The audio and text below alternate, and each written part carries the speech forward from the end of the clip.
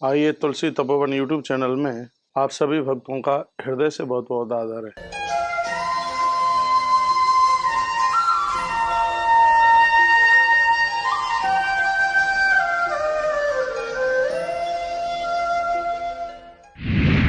चाहे आप तीर्थों में रह के सत्कर्म कर रहे हैं, चाहे घर पर रह के अपराध कर रहे हैं, तीर्थों का सत्कर्म तुम्हारा संग नहीं छोड़ेगा तो घर का अपराध भी साथ छोड़ नहीं सकता।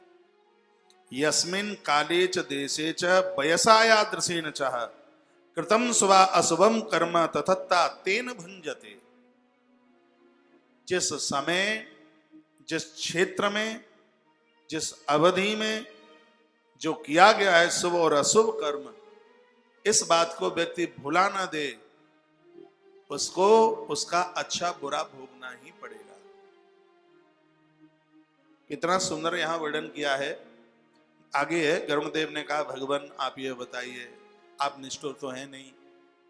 हाँ मैं निष्ठुर नहीं हूं। तो फिर आप यह बताइए कि पिता से पहले पुत्र की मृत्यु हो जाती है, आपको पता है उसे कितना कष्ट होता है। पत्नी के आगे आगे पति पहले मृत्यु को प्राप्त हो जाता है। गरुड़ ने रो रो करके पूछा आपको मालूम है उन्हें कितना कष्ट होता है? भगवान कहते हैं मुझे पता है, मालूम है। तो गरुड़ ने कहा तो फिर आप रोकते क्यों नहीं, ऐसा क्यों होता है?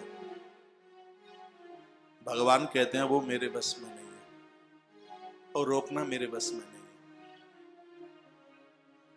तो गरुड़ ने पूछा तो तुम्हारे बस में भी है कुछ है तुम्हारे बस में? हाँ कुछ है। वो क्या है? वो ये है कि धर्म सत्कर्म के साथ जीवन जिएगा, मेरी कृपा से उसके माथे में अशुभ कर्म करने की बुद्धि प्रखर नहीं होगी।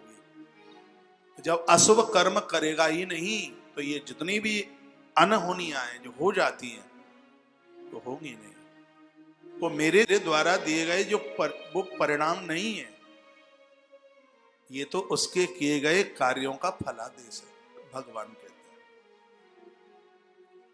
भगवान तो कहते हैं कि समझदार व्यक्ति को उसमें छाती ना पीटे, वो ये सोच ले कि प्रकृति के विधान में मेरे किए गए कर्मों का ये परिणाम है, इसमें वो किसी को दोष ना दे। ये भगवान नारायण कहते हैं। ऐसे ऐसे अटूट जो सिद्धांत दिए हैं इस ग्रंथ में, मैं तो बैठ करके सोचता हूं कि इस कथा को लोग क्यों नहीं कहते। इस धरती के अपराध को समाप्त करने के लिए तो गरुड़ पुराण की जो कथा एक हिलाने वाली कथा है।